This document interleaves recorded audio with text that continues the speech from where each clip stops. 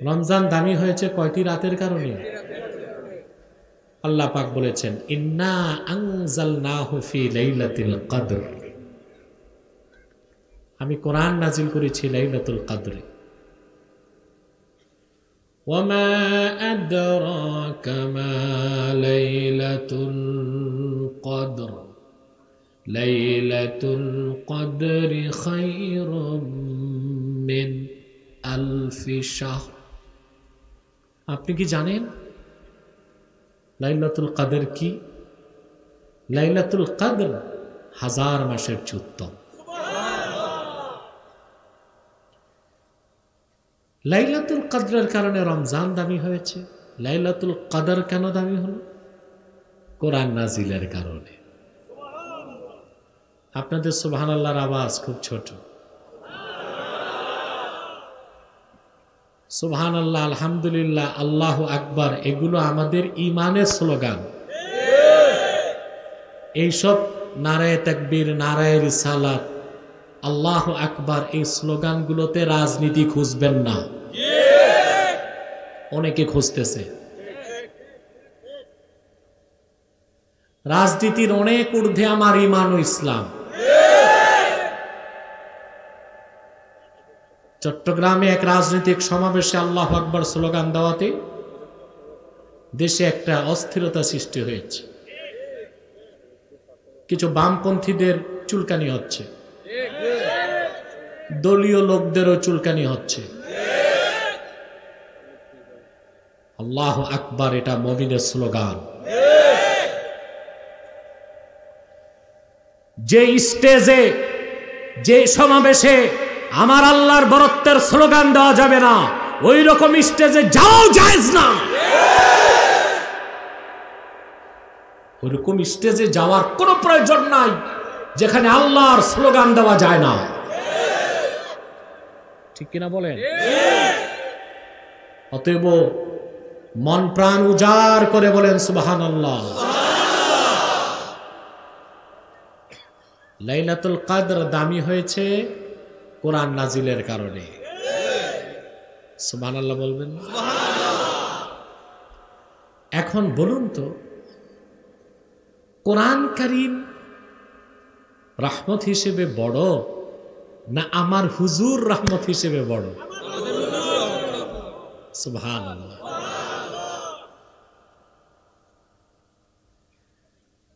কোরআন কালামুল্লাহ গায়র মাখলুক। কোরআন আল্লাহর কালাম এবং কদিম এবং মাখলুক না, কোনো সন্দেহ নাই। সেই দিক আমরা যাচ্ছি না, কিন্তু আল্লাহর ভাষ্য অনুযায়ী আল্লাহর রহমত হিসেবে বড় কোনটিকে বলেছেন, কোরআনকে না হুজুরকে?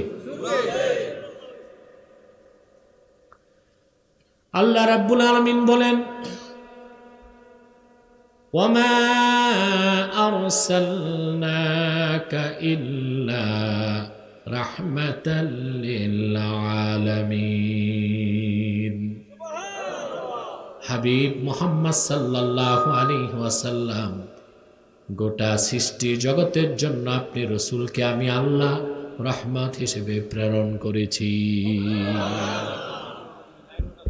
কি ব্যাপার, মাইক সাউন্ড বাড়ে কমে কেন?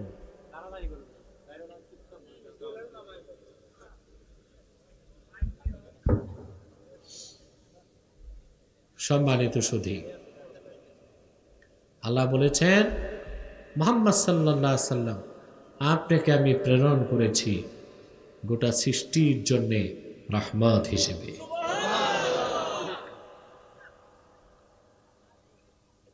আর কোরআনের ব্যাপারে আল্লাহ কি বলেছেন? সুবহানাল্লাহ। وَنَزَّلْنَا عَلَيْكَ الْكِتَابَ تِبْيَانًا لِكُلِّ شَيْءٍ وَهُدًى وَرَحْمَةً وَبُشْرَى لِلْمُسْلِمِينَ। মুহাম্মদ সাল্লাল্লাহু আলাইহি ওয়াসাল্লাম, এই কোরআনকে আপনার উপর আমি নাজিল করেছি তিবয়ানাল লিকুল্লি শাই, সব কিছু সুস্পষ্ট ব্যাখ্যা হিসেবে, ওয়া হুদাও ওয়া রাহমাতাও, ওয়া বুশরা লিল মুসলিমিন। পৃথিবীর সব মুসলমানের জন্য কোরআন হেদায়েতকারী, রহমতের কান্ডার, শুভ সংবাদের বাহন। কোরআনকে আল্লাহ বলেছেন রাহমাতুল লিল মুসলিমিন, আর হুজুরকে বলেছেন রাহমাতুল লিল আলামিন। সুবহান, খেয়াল করতেছেন?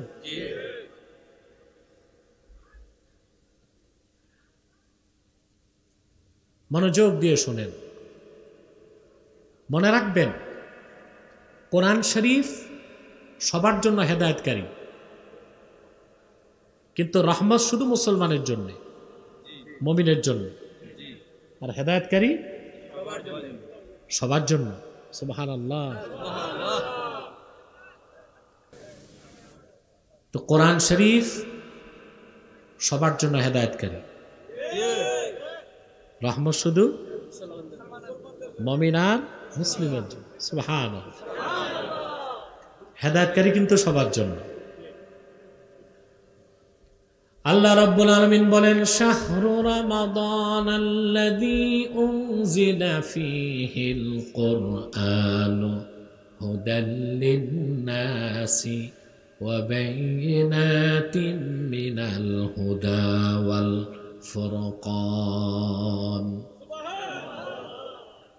মাইক ভালো আছে এখন, আর ধরো না, ঠিক আছে? এই ছেলে এখন ভালো আছে, 3 ফুট দূরে বস, নিরাপদ দূরত্ব বজায় রাখো। মাইকম্যানদের এই চুলকানিটা থাকে, একটু পর পর সুইচগুলো ধরে।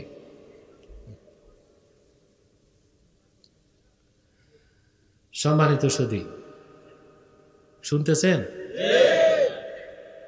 আল্লাহ পাক বলেছেন রমজান মাস, এ মাসে নাজিল হয়েছে কোরআন হুদাল্লিন নাস। কোরআন হচ্ছে হুদাল্লিন নাস, সকল যুগের, দেশের, বর্ণের, বংশের মানুষের জন্য হেদায়েতকারী। কে মুমিন, কে মুশরিক, কে আস্তিক, কে নাস্তিক, কে বিশ্বাসী, কি কাফের, কি শ্বেতাঙ্গ, কি কৃষ্ণাঙ্গ, সবার জন্য কোরআন কি হেদায়েতকারী। তো রাহমাত শুধু মুমিনের জন্য। রহমত কার জন্য? মুসলিমের জন্য। আল্লাহ পাক বলেছেন, وَنُنَزِّلُ مِنَ الْقُرْآنِ مَا هُوَ شِفَاءٌ وَرَحْمَةٌ لِلْمُؤْمِنِينَ وَلَا يَزِيدُ الظَّالِمِينَ إِلَّا خَسَارًا। আমি ধাপে ধাপে, ক্রমে ক্রমে মুহাম্মদ সাল্লাল্লাহু আলাইহি সাল্লাম আপনার উপর কোরআন নাজিল করি, শিফাউল লিল মুমিনিন। সুবহানাল্লাহ। শিফাউ ওয়া রাহমাতুল লিল মুমিনিন, যে কোরআন সকল মুমিনগণের জন্য আরোগ্য, শিফা এবং রাহমাত। মনোযোগ দিয়ে লক্ষ্য করেন মুসলমান ভাইয়েরা, কোরআন কারীমকে আল্লাহ বলেছেন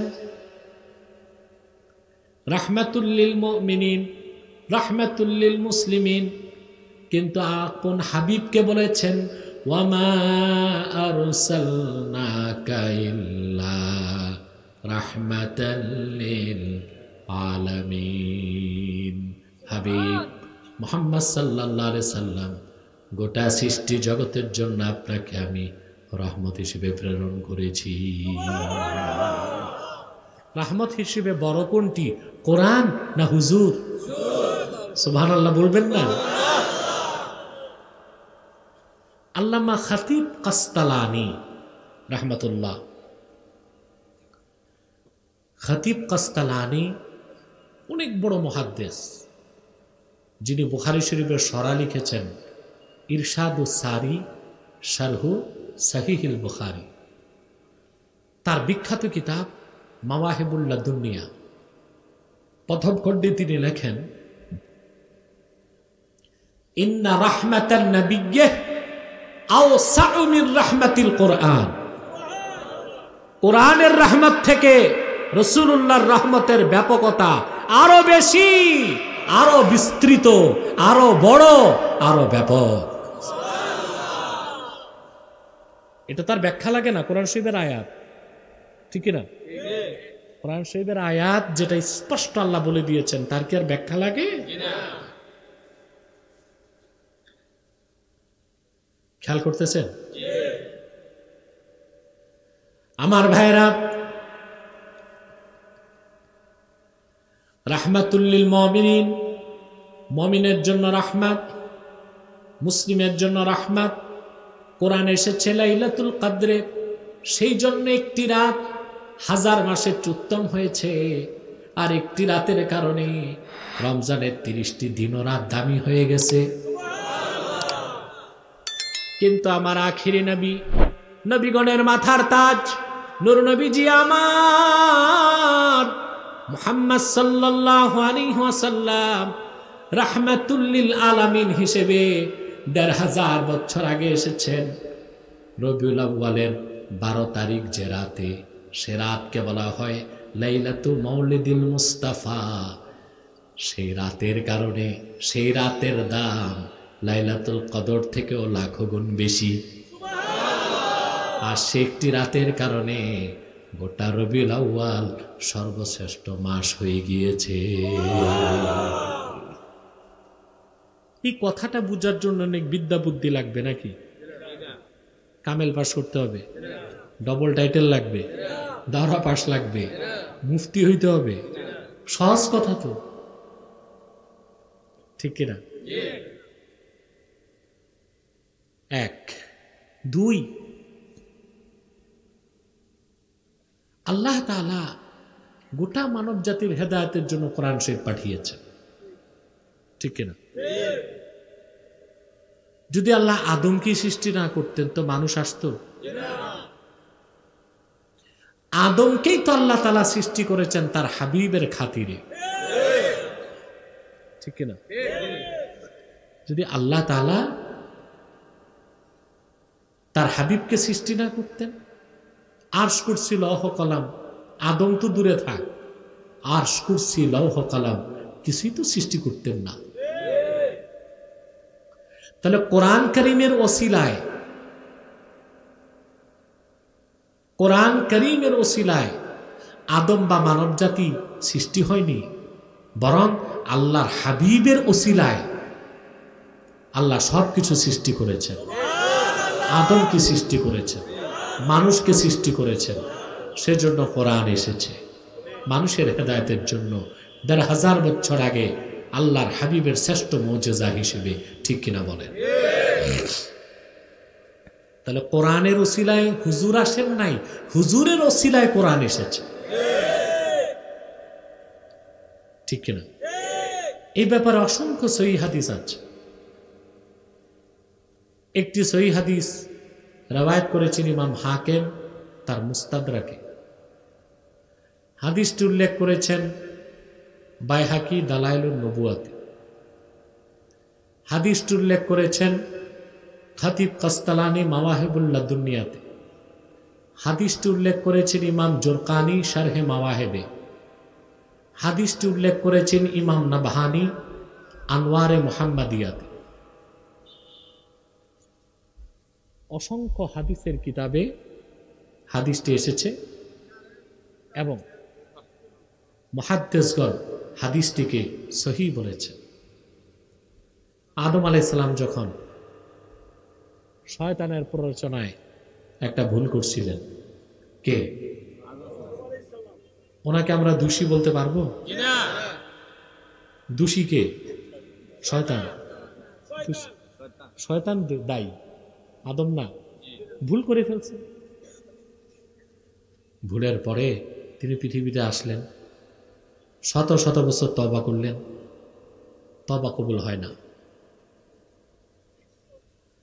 এবার তার মনে পড়ল বেহেশতের কথা। তিনি হাত তুলে আল্লাহকে বললেন, আসআলুকা বিহাক্কি মুহাম্মাদিন সাল্লাল্লাহু আলাইহি ওয়াসাল্লাম লিমা গাফারতা লি। আল্লাহ, তোমার হাবিব মুহাম্মদ সাল্লাল্লাহু আলাইহি ওয়াসাল্লামের উসিলায় ক্ষমা চাই, আমারে মাফ করো। আল্লাহ রাব্বুল আলামিন ডাক দিয়ে বললেন, রে আদম, কাইফা আরাফতা মুহাম্মাদান সাল্লাল্লাহু আলাইহি ওয়াসাল্লাম ওয়া লাম আখলুকহু, আমি তো মুহাম্মদ সাল্লাল্লাহু আলাইহি ওয়াসাল্লামকে এখনো পৃথিবীতে পাঠাই নাই, তুমি তাকে চিনলা কেমন করে? সুবহানাল্লাহ বলবেন না? আদম বললেন, আল্লাহ চিনছি তো বেহেশতে,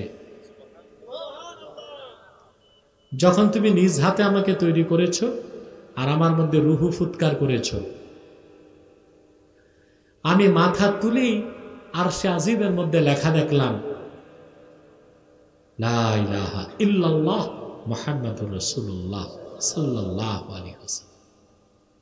আল্লাহ, তোমার নামের সাথে তোমার হাবিবের নাম লেখা।